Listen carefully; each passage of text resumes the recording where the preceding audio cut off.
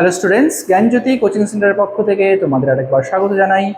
আমি রাজীব স্যার এবং আজকে আমরা আলোচনা করব কেএনইউ ইউনিভার্সিটির আন্ডারে তোমরা যারা পলিটিক্যাল সায়েন্স নিয়ে থার্ড সেমিস্টারের জন্য পড়াশোনা করছো তাদের মেজর পেপার 3 এর যে টপিকটা আজকে আমরা তোমাদের জন্য নিয়ে এসেছি সেটা হলো পাশ্চাত্য রাজনৈতিক চিন্তাধারা। তো পাশ্চাত্য রাজনৈতিক চিন্তাধারা তোমাদের থাকবে থার্ড সেমিস্টারের মেজর পেপার 3 এর খুবই একটি গুরুত্বপূর্ণ বিষয়। আচ্ছা, তো ভিডিওটি শুরু করার আগে তোমরা যারা আমাদের চ্যানেলে প্রথম এসেছো বা এখনও আমাদের চ্যানেলটিকে সাবস্ক্রাইব করোনি তারা অবশ্যই চ্যানেলটিকে সাবস্ক্রাইব করো এবং পাশে থাকা বেল আইকনটিকে ক্লিক করে দিও যাতে আমাদের পরবর্তী ভিডিও নোটিফিকেশন তোমরা খুব সহজেই পেয়ে যেতে পারো। এছাড়া তোমরা যারা অনলাইনে আমাদের সাথে যুক্ত হতে চাও এবং আমাদের থেকে কোর্স পারচেস করতে চাও তারা অবশ্যই স্ক্রিনে যে দুটো ফোন নাম্বার দেখতে পাচ্ছ এই দুটো ফোন নাম্বারে আমাদের সাথে সরাসরি যোগাযোগ করে নিতে পারবে।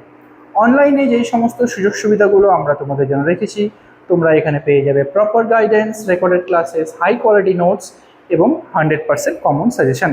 মেজর স্টুডেন্টদের জন্য পুরো সেমিস্টারের কোর্স ফি রাখা হয়েছে অল সাবজেক্টের জন্য শুধুমাত্র 1299 এবং মাইনর স্টুডেন্টদের জন্য রাখা হয়েছে শুধুমাত্র 699। এছাড়া গুগল প্লে স্টোরে আমাদের একটা অ্যাপ্লিকেশন রয়েছে যেই অ্যাপ্লিকেশনের নাম হলো পিস্টিক্যাল এডুকেশন। তো এই অ্যাপ্লিকেশনটা ডাউনলোড করেও তোমরা আমাদের সাথে যুক্ত হতে পারো এবং অ্যাপ্লিকেশনে থাকা যে বিভিন্ন কোর্সগুলো রয়েছে সেগুলো অ্যাক্সেস গ্রহণ করতে পারো। তো চলো আজকে যে তোমাদের মেন টপিকটা রয়েছে সেটা আলোচনা করা যাক। তো প্রথমে আমরা দেখে নেব যে কি মৌলিক যোগসমূহ এখানে কি রয়েছে। তো প্রথমে কি আছে, প্রাচীন গ্রিক ভিত্তি হিসেবে কি বলা হয়েছে যে যুক্তিভিত্তিক অনুসন্ধানের সূচনা।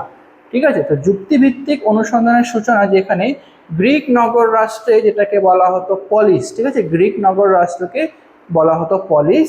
এখানে ঐশ্বরিক পৌরাণিক কাহিনী থেকে পদ্ধতিগত দার্শনিক আলোচনায় রাজনৈতিক ক্ষমতার হস্তান্তর করা হয়। ঠিক আছে, ঐশ্বরিক পৌরাণিক কাহিনী থেকে, ঠিক আছে, ঐশ্বরিক কাহিনী থেকে বা পৌরাণিক কাহিনী থেকে পদ্ধতিগত দার্শনিক আলোচনায় রাজনৈতিক যে ক্ষমতা সেই রাজনৈতিক ক্ষমতার হস্তান্তর হয়ে থাকে। নেক্সট হলো প্লেটোর আদর্শ রাষ্ট্র, যেখানে দ্য রিপাবলিক গ্রন্থে ন্যায় বিচার, সদ্গুণ এবং নৈতিক সম্প্রীতির উপর জোর দিয়ে দার্শনিক রাজার শাসনের প্রস্তাবের কথা এখানে বলা হয়েছে। নেক্সট হলো অ্যারিস্টটলের বাস্তবসম্মত বিশ্লেষণ, যেখানে বলা হয়েছে কি পলিটিক্স গ্রন্থে 158টি সংবিধান বিশ্লেষণ করে আইন এবং নাগরিকত্বের বাস্তবমুখী অধ্যয়ন হিসেবে রাষ্ট্রবিজ্ঞানের প্রতিষ্ঠা করা। তারপরে হলো নাগরিক সদ্গুণ, যেখানে মানুষকে একটি রাজনৈতিক জীব হিসেবে সংজ্ঞায়িত করা হয়েছে। ঠিক আছে, মানুষকে এখানে রাজনৈতিক জীব বা জু পলিটিক্যান হিসেবে এখানে সংজ্ঞায়িত করা, যার পূর্ণ বিকাশ ঘটে সক্রিয় নাগরিক অংশগ্রহণের মাধ্যমে। এই যে রাজনৈতিক জীব, এই রাজনৈতিক জীবনের পূর্ণ বিকাশ তখনই সম্ভব যখন কি সক্রিয় নাগরিকে অংশগ্রহণ করবে, তখনই সেই রাজনৈতিক জীবের কিন্তু পূর্ণ বিকাশ এখানে সম্ভব হবে বলে এখানে অভিহিত করা হয়েছে। নেক্সট হলো রোমান আইনি এবং নাগরিক ঐতিহ্য। তো প্রথমে দেখবো আমরা আইন, শাসন এবং প্রাকৃতিক আইন। এখানে বলা হয়েছে কি সিসারোর মতে রোমান চিন্তাবিদরা স্টোইক দর্শনে রাষ্ট্রবিজ্ঞানে যুক্ত করে। ঠিক আছে, স্টোইক যে দর্শন ছিল এই স্টোইক দর্শনকে রাষ্ট্রবিজ্ঞানের মধ্যে তারা যুক্ত করে। এখানে প্রাকৃতিক আইন এর ধারণা পরিবর্তন করে যা সমস্ত মানব আইন এবং শাসকের জন্য প্রযোজ্য সার্বজনীন ন্যায় বিচার নীতি সেটাকে কিন্তু এখানে নেওয়া হয়। ঠিক আছে, তো এখানে যে ধারণা, প্রথম ধারণা কি, যা সমস্ত মানুষ আইন এবং শাসকের জন্য প্রযোজ্য, সমস্ত মানুষের জন্য সেই যেই আইন বা শাসন প্রযোজ্য সেই শাসনকেই কিন্তু এখানে গ্রহণ করা হয়েছে। ঠিক আছে, নেক্সট হলো সাংবিধানিক প্রজাতন্ত্রবাদ, যেখানে রোমান সাম্রাজ্য প্রজাতন্ত্র ম্যাজিস্ট্রেট, তারপরে সেনেট এবং অ্যাসেম্বলির মাধ্যমে ক্ষমতার ভারসাম্য প্রতিষ্ঠা করে নাগরিকত্ব, আইনি সমতা এবং মিশ্র শাসনের স্থায়ী প্রাতিষ্ঠানিক কাঠামো এর মাধ্যমে কিন্তু তৈরি করা হয়েছে। ঠিক আছে, নেক্সট হলো মধ্যযুগীয় পাণ্ডিত্যবাদ। ঠিক আছে, মধ্যযুগীয় পাণ্ডিত্যবাদে এখানে প্রথমে আমরা দেখে নিব কি দ্বৈত কর্তৃত্ব। দ্বৈত কর্তৃত্ব বলতে বোঝানো হয়েছে কি সামন্ততান্ত্রিক ইউরোপের পোপের আধিপত্য এবং সম্রাটের রাজনৈতিক ক্ষমতার মধ্যেকার যে দ্বন্দ্ব। ঠিক আছে, ইউরোপের যে পোপ এবং সেখানকার যে সম্রাটের রাজনৈতিক ক্ষমতা অর্জনের জন্য তাদের মধ্যে যে দ্বন্দ্ব সেটা রাজনৈতিক চিন্তায় প্রাধান্য বিস্তার করেছিল। ঠিক আছে, দ্বিতীয় নম্বরে রয়েছে হলো সেন্ট অগাস্টিন। আচ্ছা, সিটি অফ গড গ্রন্থে পার্থিব রাজনৈতিক ব্যবস্থাকে স্বর্গীয় মুক্তির থেকে পৃথক করে এবং রাজনৈতিক ক্ষমতাকে মানব পাপের একটি প্রয়োজনীয় প্রতিকার হিসেবে দেখানো হয়েছে। মানুষের যে পাপ, যে কর্মফল, সেই মানুষের যে পাপের একটি প্রয়োজনীয় প্রতিকার হিসেবে কিন্তু এখানে দেখানো হয়েছে। ঠিক আছে, নেক্সট হলো সেন্ট থমাস অ্যাকুইনাস, যেখানে খ্রিস্টান ধর্মতত্ত্বকে অ্যারিস্টটলের যুক্তিবাদের সাথে সমন্বয় করে এবং যুক্তি দেন যে মানব আইনকে বৈধ হতে হলে তা যুক্তি এবং ঐশ্বরিক প্রাকৃতিক আইনের সাথে সঙ্গতিপূর্ণ হতে হবে। ঠিক আছে, এখানে তিনি যুক্তি দেন যে মানব আইনকে যদি বৈধ হতে হয় তাহলে সেই মানব আইনকে কি হতে হবে, তাকে যুক্তি এবং ঐশ্বরিক যে প্রাকৃতিক আইন, সেই প্রাকৃতিক আইনের সাথে কিন্তু সামঞ্জস্যপূর্ণ বা সঙ্গতিপূর্ণ অবশ্যই হতে হবে। নেক্সট হলো রেনেসাস রিয়েল পলিটিক্স। ঠিক আছে, তো রেনেসাস রিয়েল পলিটিক্সে এখানে বলা হয়েছে কি নিকোলো মেকিয়াভেলি। তো নিকোলো মেকিয়াভেলি এখানে রেনেসা মধ্যযুগীয় পাণ্ডিত্যপূর্ণ নৈতিকতা থেকে এক আমূল ধর্মনিরপেক্ষ বিচ্ছিন্নতা সৃষ্টি করে। ঠিক আছে, এখানে বলা হয়েছে দ্য প্রিন্স গ্রন্থে মেকিয়াভেলি রাজনৈতিক নীতিশাস্ত্রকে ঐতিহ্যবাহী খ্রিস্টান নৈতিকতা থেকে পৃথক করেন। ঠিক আছে, তো মেকিয়াভেলি যে দ্য প্রিন্স গ্রন্থ ছিল, সেই প্রিন্স গ্রন্থে বলা হয় কি রাজনৈতিক নীতিশাস্ত্রকে ঐতিহ্যবাহী খ্রিস্টান যে নৈতিকতা ছিল সেখান থেকে কিন্তু সেটাকে আলাদা করে দেওয়া হয়। তিনি রাজনৈতিক বাস্তবতা উপস্থাপন করেন এবং যুক্তি দেন যে শাসকদের নৈতিক আদর্শের চেয়ে রাষ্ট্রের নিরাপত্তা, ক্ষমতা অর্জন এবং স্থিতিশীলতাকে অগ্রাধিকার দেওয়া উচিত।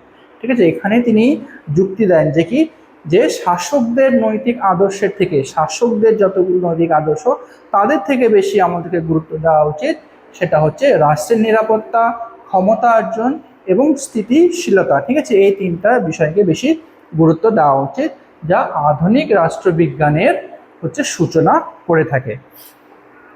আচ্ছা, নেক্সট রয়েছে আলোকিত যুগের সামাজিক কিছু চুক্তি রয়েছে, যেখানে থমাস হবসের মতে আমরা দেখে নিব যে প্রাকৃতিক রাজ্যের বিশৃঙ্খলা রোধ করতে সামাজিক চুক্তির মাধ্যমে পরম সার্বভৌম শক্তি গঠনের প্রস্তাব দেওয়া হয়।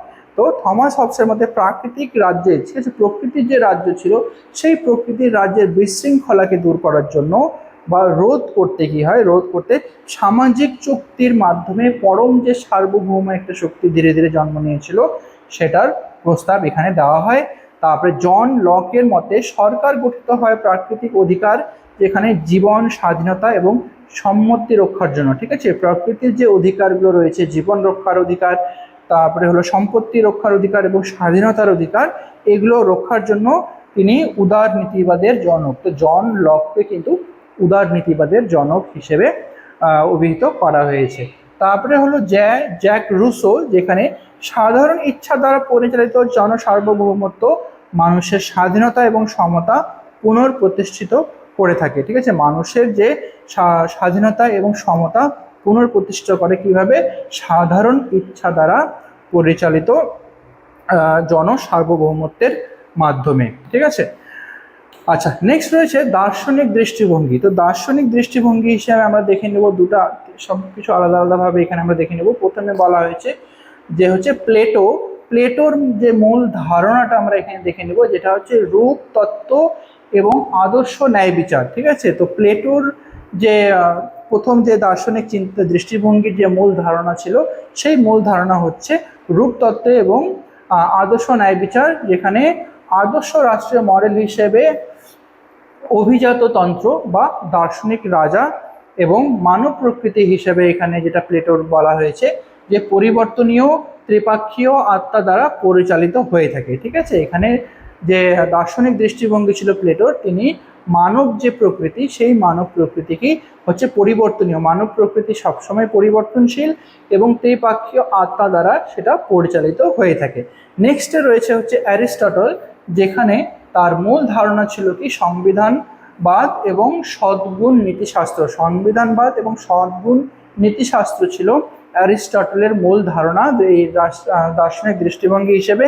এবং আদর্শ রাষ্ট্রীয় মডেল হিসেবে তিনি হচ্ছে পলিটি বা মিশ্র শাসন, তার হচ্ছে আদর্শ রাষ্ট্রীয় মডেল এবং মানব প্রকৃতি সম্পর্কে তিনি যেটা বলেছিলেন সেটা হচ্ছে স্বভাবগতভাবেই সামাজিক এবং রাজনৈতিক জীব। ঠিক আছে, মানুষ হলো স্বভাবগতভাবে সামাজিক এবং রাজনৈতিক জীব। তারপরে তৃতীয় নম্বরে রয়েছে হলো ম্যাকিয়াভেলি। তার মূল ধারণা হচ্ছে রিয়েল পলিটিক্স এবং গুণ বনাম ভাগ্য। ঠিক আছে, রিয়েল পলিটিক্স এবং গুণ বনাম ভাগ্য ছিল তার মূল ধারণার মধ্যে, এবং হচ্ছে আদর্শ রাষ্ট্রীয় মডেল তার ছিল যেটা হচ্ছে শক্তিশালী প্রজাতন্ত্র বা রাজতন্ত্র। ঠিক আছে, তো রাজতন্ত্র বা শক্তিশালী প্রজাতন্ত্র ছিল তার আদর্শ রাষ্ট্রীয় মডেল। এবং মানব প্রকৃতি সম্পর্কে তিনি বলেছিলেন মানুষ হলো স্বার্থপর, পরিবর্তনশীল এবং স্বার্থ দ্বারা পরিচালিত জীব। ঠিক আছে, মানুষকে তিনি হচ্ছে ম্যাকিয়াভেলি স্বার্থপর, পরিবর্তনশীল এবং স্বার্থ দ্বারা পরিচালিত জীব হিসেবে অভিহিত করেছিলেন। জন লকের যে মূল ধারণা ছিল এ ব্যাপারে, তিনি বলেছিলেন যে প্রাকৃতিক অধিকার এবং সীমিত রাষ্ট্র। তার মূল ধারণা ছিল এখানে প্রাকৃতিক অধিকার এবং সেই প্রাকৃতিক অধিকারের মধ্যে সীমিত রাষ্ট্র থাকবে। ঠিক আছে, এবং তার যে আদর্শ রাষ্ট্রীয় মডেল সেখানে সাংবিধানিক প্রতিনিধিত্বমূলক সরকার। ঠিক আছে, সাংবিধানিক প্রতিনিধিত্বমূলক যে সরকার, এটা ছিল জন লকের আদর্শ রাষ্ট্রীয় মডেল। এবং মানব প্রকৃতি সম্পর্কে তিনি বলেছিলেন যে যুক্তিবাদী, সমান এবং সমবায়মুখী। ঠিক আছে, যুক্তিবাদী, সমান এবং সমবায়মুখী হলো মানুষ। নেক্সট হলো আধুনিক গণতান্ত্রিক যুগ হিসেবে, যেটা আমরা দেখে নেব কি ব্যক্তিগত অধিকার এবং বিশ্ব ব্যবস্থায় যে 19 এবং 20 শতকের পাশ্চাত্য রাজনৈতিক চিন্তা সার্বজনীন কাঠামো রূপান্তরিত হয়। ঠিক আছে, 19 এবং 20 শতকের যেটা হচ্ছে পাশ্চাত্য যে রাজনৈতিক চিন্তা, সেই পাশ্চাত্য রাজনৈতিক চিন্তা সার্বজনীন কাঠামোয় ধীরে ধীরে রূপান্তরিত হয়। উপযোগবাদ, রাজনৈতিক অর্থনীতির মার্ক্সীয় সমালোচনা এবং আধুনিক সামাজিক ন্যায় বিচারের কাঠামো এখান থেকে ধীরে ধীরে কিন্তু জন্ম নিতে শুরু করে। এই মূল ধারণাগুলো সরকারি আধুনিক গণতান্ত্রিক সংবিধান, আন্তর্জাতিক মানবাধিকার আইন এবং সমসাময়িক আন্তর্জাতিক শাসন সংস্থাগুলোকে এখানে কিন্তু রূপ দেওয়া হয়েছে। ঠিক আছে, আচ্ছা, এরপরে রয়েছে রাজনৈতিক চিন্তার মূল যে স্তম্ভগুলো, এখানে আমরা দেখে নেব কি কি রয়েছে। তো মূল স্তম্ভ প্রথমে রয়েছে ন্যায় বিচার এবং আইনের শাসন। ঠিক আছে, তো রাজনৈতিক চিন্তার যে মূল স্তম্ভ, প্রথম স্তম্ভটা এখানে হলো ন্যায় বিচার এবং আইনের শাসন, যেখানে স্বৈরাচারী এক নায়কতন্ত্র থেকে পূর্বানুমানযোগ্য আইনি মানদণ্ড এবং সাংবিধানিক সুরক্ষার মাধ্যমে পরিচালিত প্রাতিষ্ঠানিক কাঠামোর উত্তরণ এখানের এই মাধ্যমে হয়েছিল। ঠিক আছে, তারপরে হলো স্বাধীনতা এবং অধিকার, যেখানে ব্যক্তিগত স্বায়ত্তশাসন, বাক স্বাধীনতা, নেতিবাচক বনাম ইতিবাচক স্বাধীনতা এবং রাষ্ট্রীয় সীমালঙ্ঘন থেকে সুরক্ষার যে ধারণা, সেই সমস্ত বিষয়ে কিন্তু এখান থেকে ধারণাগুলো গঠিত হয়। নেক্সট হলো সামাজিক চুক্তি, যেখানে ঐশ্বরিক নিয়োগ বা বিজয়ের পরিবর্তে শাসিতের স্পষ্ট বা পরোক্ষ সম্মতির মাধ্যমে রাজনৈতিক ক্ষমতার অবৈধ হচ্ছে প্রদান করা। ঠিক আছে, তো এটাই ছিল আজকে তোমাদের আলোচনার বিষয়। ভিডিওটি যদি তোমাদের ভালো লেগে থাকে তাহলে অবশ্যই লাইক আর কমেন্ট করো।